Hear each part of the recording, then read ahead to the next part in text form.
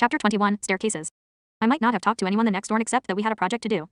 We all met in the geology classroom. Even Thundercracker showed up, though he was nervous about having to go underground to the lower levels of the city. Well, Searchlight said.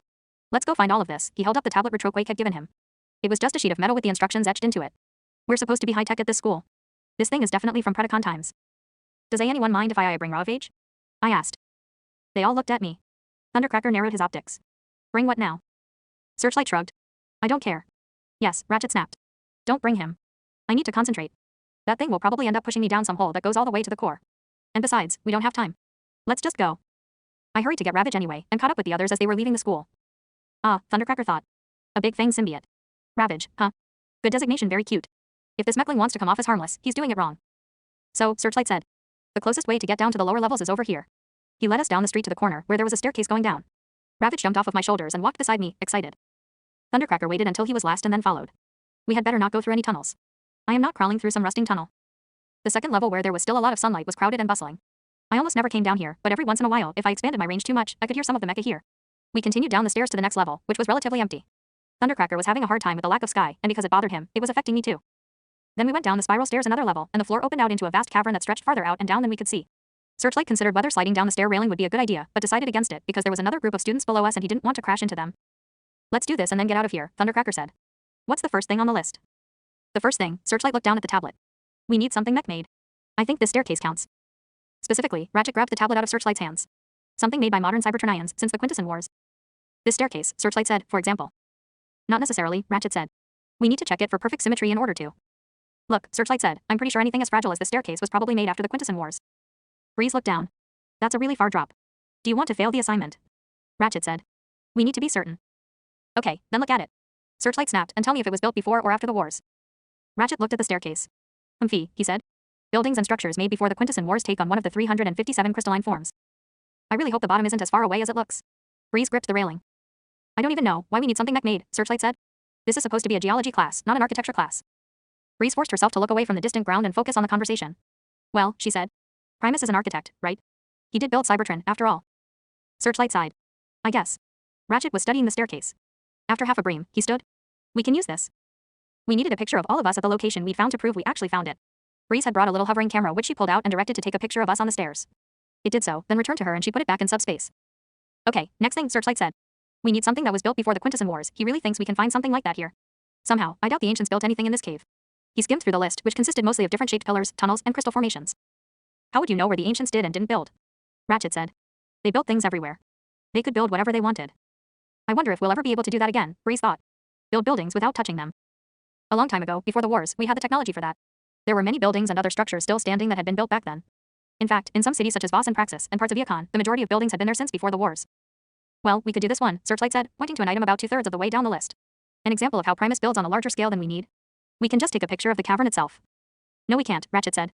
It's just empty atmosphere. Maybe if the camera went far enough away, it could see how big the cavern was. He'll probably think we just took a second picture of the stairs. Besides, that item's supposed to be something like a giant door or... Come on, Ratchet, he's not going to be that strict. We'll be able to find better things once we reach the ground. What's a better example of something built on a large scale than a giant cavern? I'm with Brown and White on this one, Thundercracker said flatly. He was feeling better now that we'd come out into a large space, but he still didn't like the fact that he couldn't see the sky. The faster we find these things, the faster we can get out of here. We are going to follow the instructions, Ratchet said. Not bend them. It's not bending the instructions. Searchlight said. It's just. Okay, Breeze said. Why don't we just get to the bottom of the stairs before we make any decisions? We need to keep moving. The ground is way too far away, and I'd like to get closer before someone freaks out and pushes someone else over the edge. We started walking again. I wonder if any of us actually would push someone else over the edge. Well, the Seeker would be alright, wouldn't he, since he can fly? While she wondered about that, Searchlight noticed that I had fallen back behind the group a little. He debated whether to come talk to me, but he decided against it. He knew I already knew what he thought about me abandoning them the other Orn. Eventually, we got to the bottom of the stairs. There was enough light to see by down here, filtering up from fissures in the ground and down from cracks in the distant ceiling. I still think we should just take a picture of the cavern, Searchlight said. Well, don't you think we ought to find the items in order? Ratchet said. No, Searchlight said. It'll take 3 times as long. But what? Do you want it to take us 2 Orns? Ratchet grumbled some more, but they talked him into using a picture of the cavern. 2 things down, 18 more to go. We headed off into the gloom, watching for structures that were on the list. After a few breams, Searchlight had an idea. If we fan out, then we can't be in all the pictures when we find something, Ratchet said. True. And we'll get lost, he added. We came to a tall, perfectly spherical pillar and stopped because we needed something like that later on in the list. I still think we should do them in order. Searchlight sighed. Any mech else want to do it in order? Breeze glanced at me, then shook her helm. Outvoted, Searchlight said. Ratchet glared at him. I refuse to get a bad grade because of you. He's not going to know what order we do them in. Searchlight said, calm down, would you? It's not just about Ravage, who had showed some real self-control up to this point, had finally given in to temptation and jumped on Ratchet. Once Ratchet had shoved my cat off of him and gotten back to his pids, we took a picture by the structure we'd found and moved on. We went for a while before finding anything else. There, Bree said, pointing into a dark side passage. There's the second thing we need. I don't see anything, Ratchet said. We followed her anyway, and sure enough there was a small building that looked as if it had been formed before the Quintesson Wars. There were still 16 things on the list. Okay, Ratchet said. Now, let's go back the way we came. Why don't we just keep going this way? Searchlight looked past the structure to the dark space beyond. This way seems fine. But if we just wander aimlessly, we'll get lost. Then we won't wander aimlessly. We'll go this way and remember that this is the way we went. Give me that. Ratchet grabbed the tablet, but Searchlight held onto it. No, stop trying to do everything your way, would you? Then stop doing it the wrong way. Thundercracker stepped forward and grabbed the tablet from them. We'll never get anything done if you two don't stop bickering like an old bonded couple. I'll hold on to this. He subspaced it, then jumped and transformed in the air before flying off in the direction Searchlight had suggested we go. We watched him as he flew away. Well, now what? Ratchet said. I could have told him that Thundercracker was just scouting ahead and that he'd come back. But I didn't feel up to it, and Breeze would be curious to know how I knew. I liked the quiet and emptiness down here. If it weren't for how long it took to get down all those stairs, I might be tempted to come here when I needed time to myself. Thundercracker came back in less than a bream and landed. There's just a dead end that way. I told you, Ratchet said. No, you said we'd get lost, Searchlight countered. Thundercracker rolled his optics. Okay, this is how we're going to do this, he said. Because you idiots seem to want to keep us down here forever. I'll fly ahead and find all of these things and then lead you to them, so we can take pictures there. That, Ratchet said, is cheating and defeats the purpose of the assignment? Thundercracker didn't argue, just transformed and flew off again. You're just jealous because you wanted to do the whole thing yourself, Searchlight said. Come on, I saw another passage branching off of this one. Let's go see what's down it. He started walking back toward the main cavern. But if we don't stay put, he'll be able to find us, Searchlight said over his shoulder. He can fly and we're just walking. It won't be too far. Stay there if you want, but I'm going exploring. We're supposed to stick together, Bree said. I'll be fine. He kept walking. You're going to get lost, Ratchet said. Soundwave can always find me, never mind. He wouldn't want to expand his range that far. Is he really going? Breeze wondered. Should we go with him? At least one of us should go with him, right? I wouldn't mind, she took a half step forward. But that might seem kind of weird, I don't know. I sighed and walked past her, following him. Someone had to go make sure he didn't get lost. He wasn't talking to me, of course, but I didn't mind walking in silence. Besides, Ravage wanted to go exploring too, and he had a good sense of direction. Searchlight noticed me following him and decided to ignore me. Breeze and Ratchet faded out of my range. We kept walking. Eventually, we came to the other side passage and turned down it. It opened up into another cavern. We stopped when we found a tall, spiky crystal structure. Oh, look, here's one of the things we need, Searchlight said. I nodded. He sighed and we stood there in silence for a bream, with him debating again whether or not he should talk to me. He knew I wasn't going to initiate a conversation, but he did want to try and get an explanation of some sort from me. I looked down. So, Searchlight said. You left us out there, you know, I don't know if I can really blame you. But Primus, Soundwave, I needed you there to back me up. You promised you'd be there to back me up, and yes, I get that it's hard, but if you couldn't do it, you could at least have let me know before leaving and taking everyone else with you. It's going to be twice as hard now to make any headway with Verdict because they think even my best friend is too scared of them to stand up to them. Silence fell. He doesn't ever have anything to say, does he? I know that you understand, Searchlight said. I know you know what it felt like when you just up and left us. Breeze and Ratchet came into my range. They decided to follow us after all. I don't understand, Searchlight said. Unlike you, I can't read minds. Frag it. Shut up, Searchlight. Breeze had heard that. And I don't know what you're thinking. I thought I could trust you, but I don't even know if you have an excuse for why you left. It must be nice, always knowing what everyone else intends to do all the time. I looked down. Just, Searchlight said. Look. I get it if they threaten to expose you. And I know I said I would stop standing up to them, but I just can't stand to let them run the school the way they do. I told why you would say all right. Then why did you leave? I thought it would prevent a fight. He shook his helm. That wasn't the point, he said. You can't just prevent every fight. We were prepared to fight, if it came down to it. A- and all Getty expel led, or Huart. Searchlight frowned at me. I guess that might have happened. But not necessarily. Even you couldn't predict how that would have played out. We had first term students with us. Searchlight thought about that for a moment. I guess they could have gotten hurt, but it's not like they didn't choose to be there. I'm so worried. Searchlight sighed. I told you I don't blame you. But that's a lie. Not fair, meh. He said, but smiled slightly. Ratchet and Breeze came around the corner and into view and Searchlight noticed them. Ugh, I wasn't done talking to him. I guess I get it now, but I don't know if I'll ever trust him again, at least he said he was sorry. Breeze stared at me. She was very nervous about what she'd heard, but she wasn't sure about it yet and wasn't planning on actually asking. I'd probably have to go talk to her about it at some point. Great. Well, here's something that's on the list, Ratchet said. But we aren't all here. We could go back to where we were and wait for Thundercracker to come back, Searchlight said. If we can find it again, Ratchet said. I can find it, Ravage told them. Yeah, Searchlight nodded. It's really hard to get lost when you have Ravage. Which is kind of too bad. Getting lost can be fun. We can stay here, though. Thundercracker will probably be able to find us. He looked up at the crystal formation. I wonder if I could climb that. It looks kind of spiky, but it's probably sturdy enough. Besides, he said. This thing is really cool. He walked over to it and grabbed one of the spikes, pulling on it a little to test its strength. Think I can get to the top? Don't, Ratchet said. You'll fall. Searchlight started climbing, pulling himself up. We watched with varying degrees of worry. Ravage kind of wanted to join him and try to beat him to the top.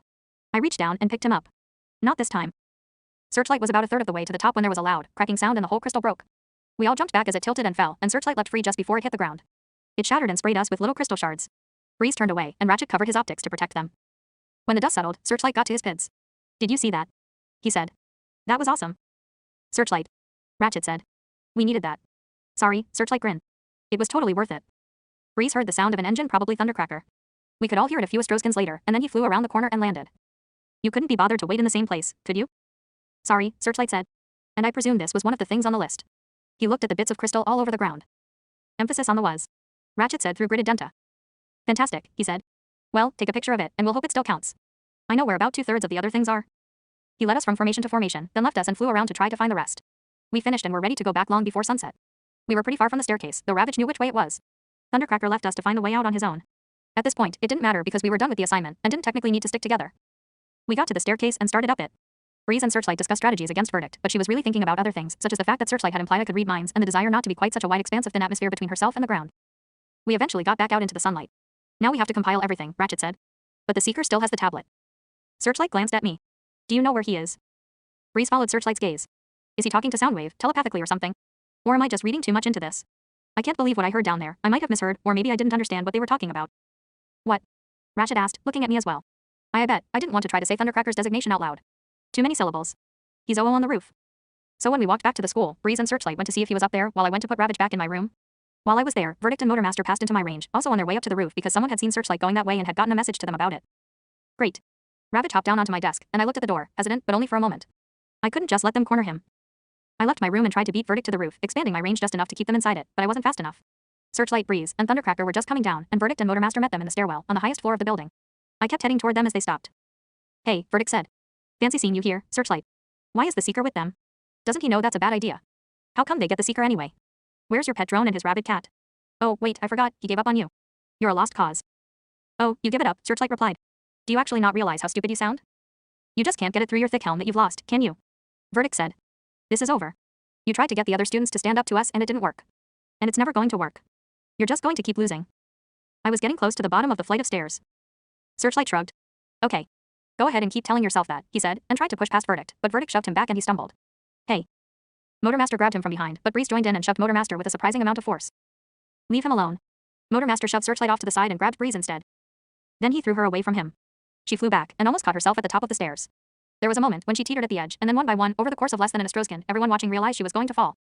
I skidded to a stop, knowing I couldn't do anything. Verdict stood, frozen in place. Motormaster watched, fascinated. Breeze fell. Searchlight struggled to his pids, pushed Verdict out of the way and started down the stairs before she reached the bottom, but there was nothing he could do. Breeze fell. She tumbled, hitting corners and scraping the wall. About 2/3 of the way down, one of her door wings caught on a stair, and her momentum practically pulled it out of its socket. She screamed and the pain nearly knocked her out before she came to a stop at the bottom. She lay there, quivering, optics shut. Verdict and Motormaster fled. Searchlight reached the bottom of the stairs. Thundercracker, who had seen the whole thing, stepped forward to the top, looking down with a sort of grudging worry. Breeze, Searchlight said. Breeze, are you all right? He reached out for her but she shied away from him. Don't touch me. Okay, Searchlight said. What's wrong? Oh, frag it, I will kill them, both of them. I came around the corner and Searchlight looked up at me, then back at Breeze. Breeze, we need to get you to Ochre. Can you stand up? Gee, go away, Breeze whimpered. It's a ear door wing, I said. I think it's dislocated. Oh, Searchlight said. Well, what do we do now? I guess she still needs a medic. Breeze. Thundercracker came down the stairs. That's not good, he said. And she needs to get to a medic. That probably hurts a lot. Breeze, can you stand up? She tried, but as soon as she shifted, her dislocated doorwing moved in a way that it really shouldn't have. She screamed again. Okay, don't move, Searchlight said. I can carry you if you let me. Or, he looked to me. Should we get Ochre and bring her here? I'll go tell the school medic, Thundercracker said. But you should probably start bringing her down there anyway. He transformed and flew down the hallway, dexterously skimming around the corner. Breeze. Searchlight said again. You want me to try to carry you? This is my fault. I should have just ignored them. I'm going to kill Motormaster. She shook her helm. Please, we need to get you to a medic as soon as possible. I'll be careful. Breeze was quiet for a long time. Okay, she whispered. Searchlight knelt down. Her doorwing wasn't the only thing injured and she winced when his hands brushed against a deep dent in her leg. He was careful not to let the angle of her back change, so the pressure on her dislocated doorwing didn't shift at all. She held as still and stiff as she could while he stood up and started walking. Going down the stairs was terrifying for both of them. I walked in front, ready to catch them if Searchlight tripped. We had to go down 3 flights of stairs. At the bottom, we met Thundercracker and Ochre. Let me see, Ochre said, and crouched slightly to study Breeze's doorwing. She noted its unnatural angle, and the way the joint was cracked and twisted she reached out, but didn't want to touch it. We'll need to send her to a hospital or a specialist or something. I can't do anything about this besides get rid of the pain. Come carry her to my office, she said, and Searchlight followed her. I hesitated, unsure if I should go too, then jogged to catch up with them. Thundercracker stayed behind. What happened? Ochre demanded. The Seeker said she fell down the stairs. Yeah, Searchlight said. She did. And of course, Searchlight's involved, so there's quite a possibility. And how did she fall down the stairs? Does this have something to do with Verdict again? Yeah, Searchlight said. They pushed her. Ochre sighed. You keep getting your friends hurt, little mech. Searchlight frowned. She's right, but it's not like it's my fault. They're the ones who pick on the other students. She can't blame me for it just because I stand up to them. And I suppose you once again don't have any evidence that they did this. We reached Ochre's office and stepped inside. Searchlight looked down. No, he said. Set her down, Ochre gestured toward a berth. Even as careful as Searchlight was, Breeze's doing shifted and she cried out. Ochre came back over. Hang in there just a few more Stroskins, she said, and pulled a small prism-shaped device out of subspace. You two can go. But, Searchlight said. Ochre shook her helm. Go. Searchlight and I left. As soon as we were out the door, Ochre turned and deftly flicked open a panel in the back of Breeze's helm, then slipped the small prism into a slot there. Instantly, Breeze's pain was gone. She sighed, relaxing. Better. She nodded. Okay, Ochre said. Now, I still need you to hold us still, so you don't make it worse.